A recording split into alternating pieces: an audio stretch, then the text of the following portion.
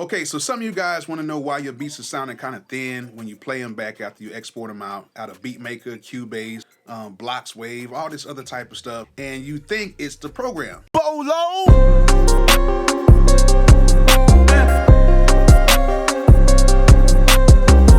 No, it's not the program. It has nothing to do with the program. What we have is we have three main things that are giving your sound that weak kind of signal. Number one is conversion or converters. Number two is your listening environment, which it can be a bad room or it could be a bad set of headphones. Or three, you just don't know how to mix that good. And three is usually the best reason why. Let's get to number one, converters and conversion rates. Now, a lot of times when we're making beats on these iPads, we don't even have a sound card hooked up to them because there's not too many options for decent sound cards to be hooked up to iPads until they just got the new USB-C iPads that actually have more power to power up these portable devices to where now you can hook them up and use them just like how you'll use on your computer. So the basic form is you have an analog to digital conversion and you have a digital to analog conversion. The main thing I'm going to focus on is the digital to analog, which is the output, which is where you're going to be listening to it through your speakers or your headphones. When we're using the regular jacks that are on the iPad, or if we're just using the little USB-C port where you plug in your headphones, those converters and them things are not that good. They're designed to give you a hi-fi feel and it's not giving you a true representation of what you're actually hearing. A lot of times what we have to do is we either have to export the beat, throw it into another program like say for instance Logic that's hooked up to a really decent converter. That's what I do a lot of times if I'm actually mixing beats for like clients that need beats. I actually take my session, bounce it down, send it over to Logic, and I mix it inside of Logic on my Apollo Twin. My Apollo Twin has very, very, very good converters in it because it's giving me a pretty decent sound, but they're nowhere near the type of converters I have in my Apollo X6, which them converters are actually super dope. But I actually use that for more recording, and I use my Twin more for just like mixing beats and stuff because it gives me a decent sound. A lot of times with these hi-fi systems, the bass might be more turned up and the highs might be down, the mids might be whatever. It's basically to give overall good feel when you throw on some headphones coming out of the iPad or whatever. So a lot of these converters are really not that good. The second thing is listening environment. A lot of us, we don't have the best listening environments. Say for instance, it might be a room like that's not like soundproof the right way or have sound absorbers or stuff like that. Or it could be a bad set of headphones. And what I mean by bad set is headphones that don't give you a true accurate representation of what you're hearing. Couple that up with pretty bad converter with headphones that don't give you an accurate representation, what you think you're gonna get. Now the last thing is, some of you guys, you think you know how to mix and you really don't. Me, I'm not the best mixer engineer, but I'm close, you know what I'm saying, to the top tier.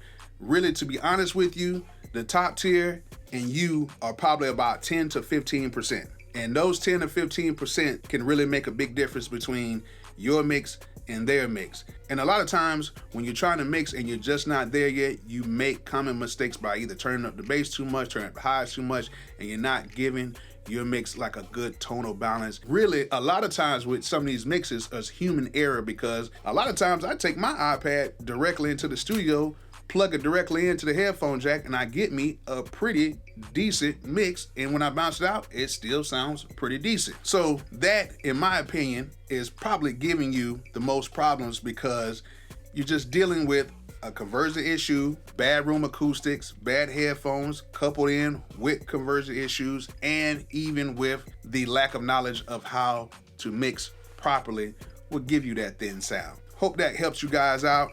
And let's go ahead and make us a beat. But before we do that, make sure you guys like, make sure you guys subscribe, make sure you guys comment, and please make sure you guys turn on those post notifications so you will know the next time I have another video available. So let's make a quick beat. What I want to do in this beat is I want to show you guys how to add some saturation to your basses so you can get that quality, good, deep, either grimy or just a good solid bass, even when you don't have the best sample to use. So let's get to that right now. First thing that I'm going to do is I am going to import a sample because I just want to do this for tutorial purposes. So I'm gonna import a sample and I'm gonna make a quick beat. And then once I get everything in, I'm gonna go ahead and go back to the bass, and I'm gonna manipulate the bass to my liking just by using some saturation. So let me go ahead and find a sample.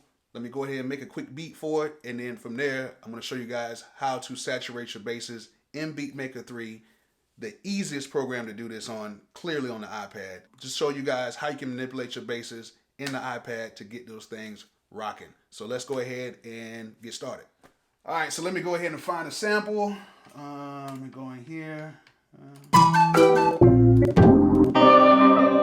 right, that sounds good. Okay, so let's drag that in there. Let's find out the tempo of that. Let's find the BPM. Let's calculate the tempo by beats. Let's see here. Let's see. 16 beats. It's 32.5. So that means it is 64.65. So it's saying 130. So I'm gonna do this at 130. Okay, it's saying 130. So let's go ahead and type in 130. Okay. And let's slice this thing on up. So let's do an auto slice.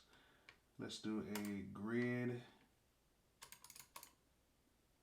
And one bar. Let's see how that goes.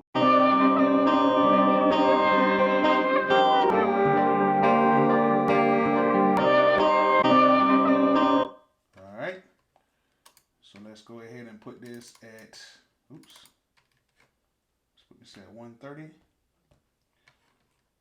And let's go back in here and put this at live stretch, so that just in case I want to speed it up and slow it down, it'll do it for all the samples. So we got that in there, and then just make sure when you put the sample in here, from here, when you have a chopper like this, when you go back in here, just go and just press keys, and it'll automatically map the sample to all the keys. All right, so got the sample chopped up. Let's go ahead and make like a quick sample chop, and then from there we're gonna add some drums to it and get this thing rocking.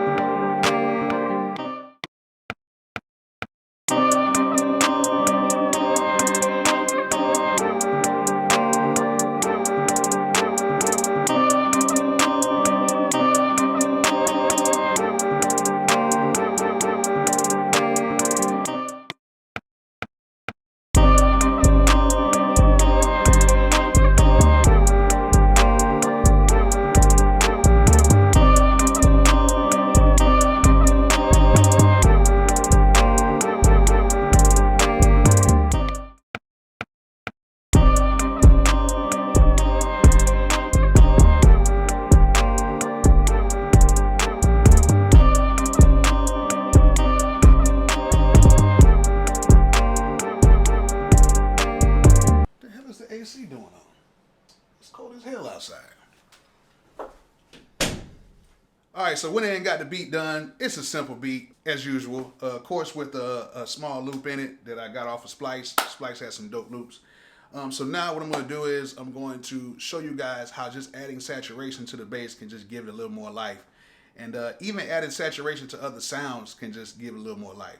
So let's go ahead and add some saturation to the bass. And I'm going to go like from moderate to high so you can see what saturation does. And it's a really cool tool to use if you really want your basses to kind of stick out. So let's get to that right now. So as you can see in Beatmaker, it has a ton of options right here. And you can do a lot even with the attack and the release. And they have different filter types down here.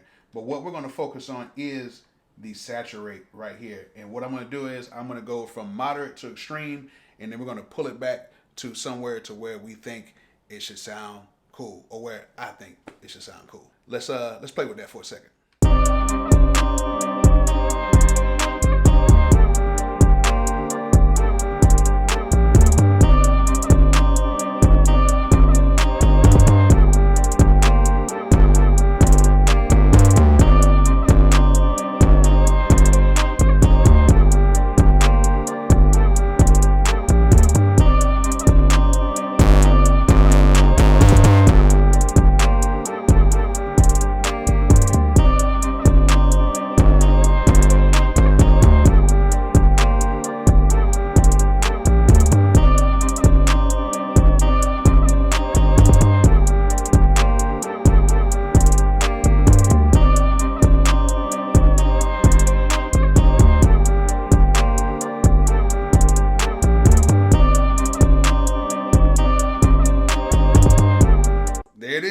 see, if we add more saturation, it gives like that more distorted, like nasty bass feel that a lot of these tracks have in it nowadays. And if you pull it back, you have the original bass, but it sounds cool, but when you add a little more saturation, it just gives it a more fuller sounding bass. And on just about all my tracks when I mix them, I do use saturation on my bass and even sometimes on my kicks. I hope this really helped you guys out. If it did, please make sure you guys like, please make sure you guys subscribe, make sure you guys comment, and please turn on those post notifications so you'll know when I have another video available. And like I always say, peace out.